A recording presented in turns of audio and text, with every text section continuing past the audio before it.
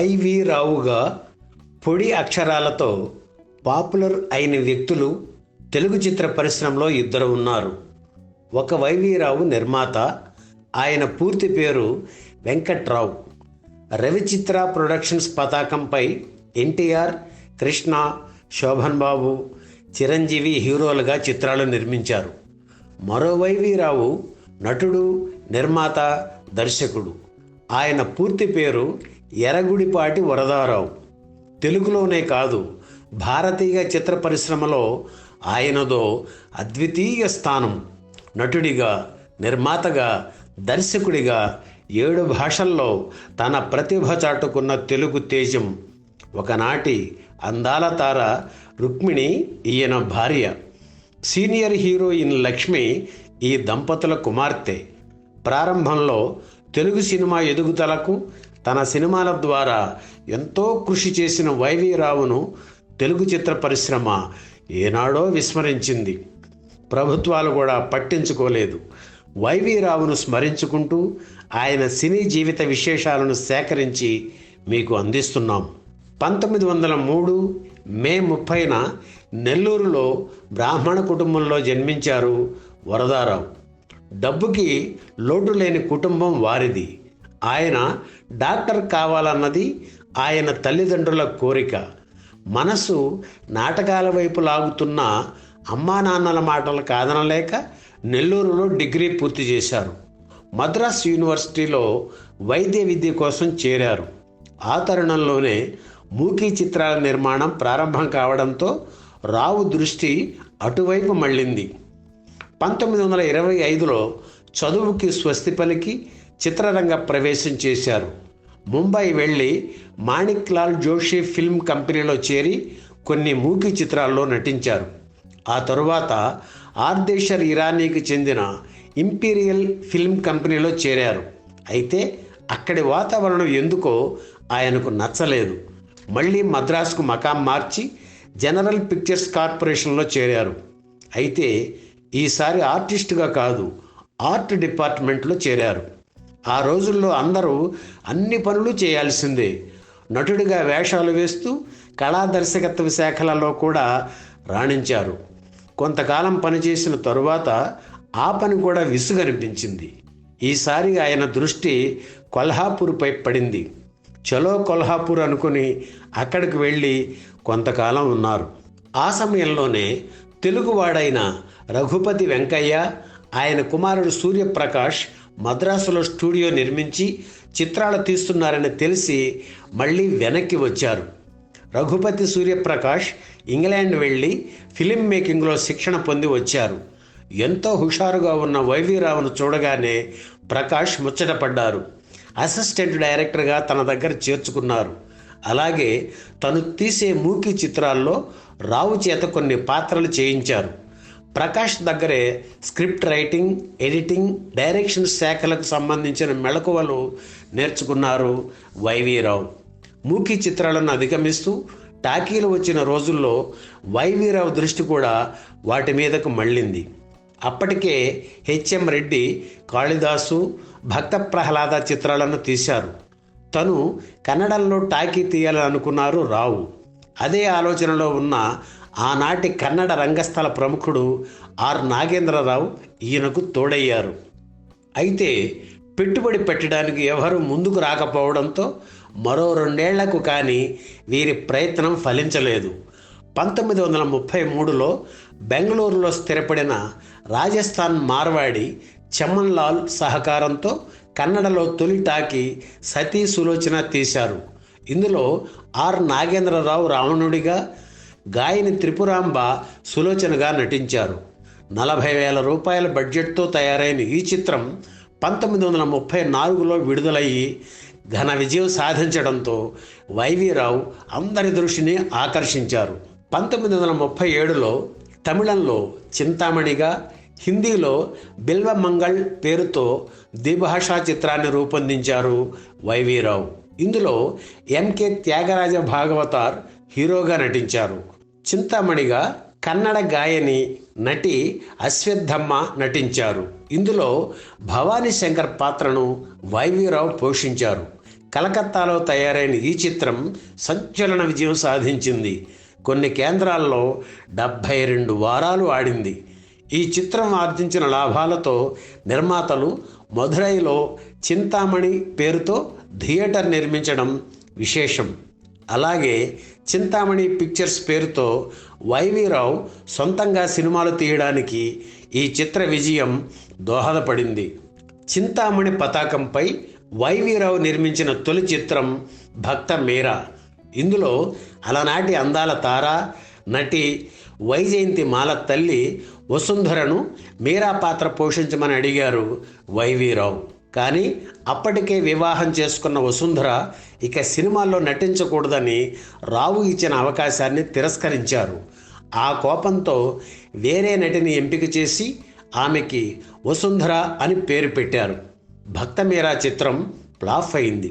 ఆ తరువాత తన పంధా మార్చుకొని స్వర్ణలత, భామా విజయం, సావిత్రి చిత్రాలను తమిళంలో నిర్మించారు వైవి రావు.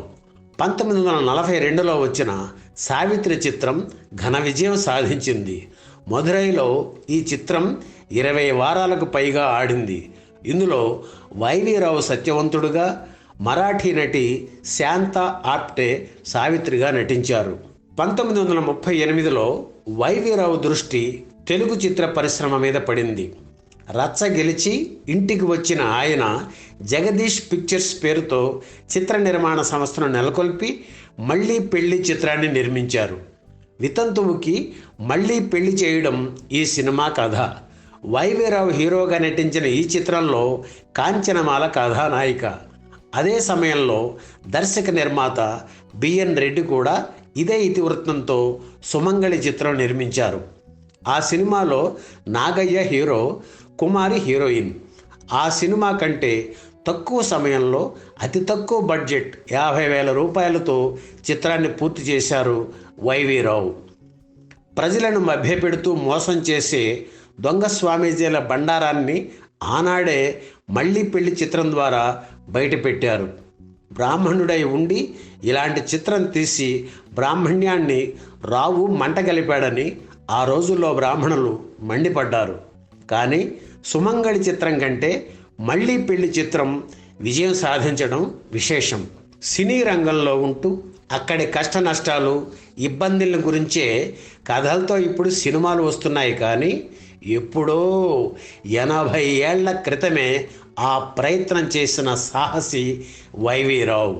సినిమా వాతావరణం నేపథ్యంగా ఆయన రూపొందించిన విశ్వమోహిని చిత్రం సంచలనం సృష్టించింది.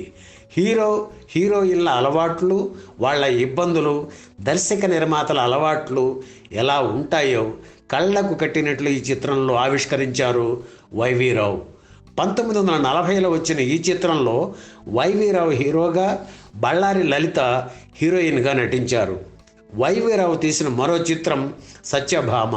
ఇందులో ఆయన శ్రీకృష్ణ పాత్రను పోషించారు. పుష్పవల్లి సత్యభామగా నటించారు. పౌరాణిక చిత్రాలకు పద్యాలే ప్రాణం. ఆనాటి పౌరాణిక చిత్రాల్లో నాటకాల రీతిలో పదుల సంఖ్యలో పద్యాలు ఉండేవి. కానీ సత్యభామ చిత్రంలో అతి తక్కువ పద్యాలు ఉపయోగించడంతో ఈ చిత్రం ప్రేక్షకుల్ని ఆకట్టుకోలేకపోయింది. ఆ తర్వాత నాటి ఫ్యూడల్ వ్యవస్థను విమర్శిస్తూ తహసీల్దార్ చిత్రాన్ని రూపొందించారు వైవి రావు. కమలా కొట్నిస్ ప్రధాన పాత్ర పోషించిన ఈ సినిమాలో నారాయణరావు, భానుమతి జంటగా నటించారు. 1944లో వచ్చిన ఈ చిత్రంలో నారాయణరావుకి ఎంఎస్ రామారావుతో పాటలు పాడించారు వైవి రావు. ఇక అప్పటి నుంచి నారాయణరావుకు రామారావు పర్మనెంట్ సింగర్గా మారారు. ఆ తర్వాత 1946లో తమిళంలో లవంగి చిత్రాన్ని తీశారు వైవి రావు. తెలుగు సాహితీ రంగంలో ఎంతో పేరు పొందిన జగన్నాథ పండితరాయల జీవితం ఆధారంగా రూపొందిన ఈ చిత్రంలో నాటి ప్రఖ్యాత నటి నుంగంబాకం జానకి కుమార్తె రుక్మిణి హీరోయిన్గా నటించారు. వైవి రావు హీరోగా నటించారు. ఈ చిత్ర నిర్మాణ సమయంలోనే రావు, రుక్మిణి ఒకరినొకరు ఇష్టపడటం, పెళ్లి చేసుకోవడం జరిగాయి. లవంగి చిత్రం హిట్ కావడంతో జగన్నాథ్ పండిట్ పేరుతో హిందీలో రీమేక్ చేశారు. ఆ తర్వాత భద్రాచల రామదాసు చిత్రాన్ని తమిళంలో తీశారు. ఇందులో రావు, రుక్మిణి జంటగా నటించారు. దీన్ని హిందీలో కూడా తీశారు, కానీ హిట్ కాలేదు. చిత్ర నిర్మాణ రంగంలో అన్ని శాఖలలోనూ రావుకు అనుభవం ఉండడంతో కథను ఎన్నుకున్న తర్వాత సినిమా తీయడానికి ఎక్కువ సమయం పట్టేది కాదు. తక్కువ బడ్జెట్లో తీసి ఎక్కువ లాభాలు పొందాలనేది ఆయన పాలసీ. తను తీసే చిత్రాల్లో ఎక్కువగా ఆయనే హీరోగా నటించేవారు లేదా కొత్త వాళ్లకు అవకాశం ఇచ్చేవారు. మాస్ ఆడియన్స్ పల్స్ తెలుసుకుని వారికి నచ్చే విధంగా చిత్రాలు రూపొందించేవారు వైవి రావు. చాలా ప్రాక్టికల్గా ఆలోచించే వ్యక్తి ఆయన. 1942లో యుద్ధ భయంతో మద్రాస్ ఖాళీ అయిపోతుంటే సినిమా వాళ్ళు కూడా సొంత ఊళ్ళకు వెళ్ళిపోయారు. వైవి రావు మాత్రం మద్రాసులోనే ఉండిపోయి చిన్న హోటల్ పెట్టుకొని బతికేశారు. లవకుశ చిత్రానికంటే ముందు ఆ చిత్ర నిర్మాత శంకరరెడ్డి 1952లో నిర్మించిన మానవతి చిత్రానికి రావు దర్శకత్వం వహించారు. ఇందులో Narayana Rao, G Varalakshmi, junior Sriranjani hero హీరోయిన్లు. హాస్యనటుడు రమణారెడ్డికి ఇదే తొలి సినిమా. 1953లో నారాయణరావుతో కలిసి జానపద చిత్రం మంజరి నిర్మించారు. ఇది హిట్ కాలేదు. 1958లో వచ్చిన శ్రీకృష్ణ గారడి వైవి రావు చివరి చిత్రం. ఇందులో జగ్గయ్య అర్జునుడుగా, అమర్నాథ్ కృష్ణుడుగా నటించారు. ఈ సినిమా తర్వాత రావు చిత్ర పరిశ్రమకు దూరం అయ్యారు. తెలుగుతో పాటు తమిళ, కన్నడ, మలయాళ, హిందీ, మరాఠీ, కొంకణి భాషల్లో విజయవంతమైన చిత్రాలు తీసిన రావు జీవిత చరమాంకం దయనీయంగా గడిచిందనే చెప్పాలి. చివరి దశలో ఆయనకు ఆర్థిక ఇబ్బందులు తప్పలేదు. కూతురు లక్ష్మి పుట్టిన కొన్ని రోజులకు భార్య రుక్మిణితో విడిపోయారు. కోర్టు వ్యవహారాల వల్ల ఆస్తి హరించుకుపోయింది. ఎంతో వైభవాన్ని చూసిన వైవి రావు 1973 ఫిబ్రవరి 14న కన్నుమూశారు. ఈ వీడియో మీకు నచ్చితే లైక్ చేయండి, షేర్ చేయండి, వెంటనే సబ్స్క్రైబ్ కూడా చేయండి.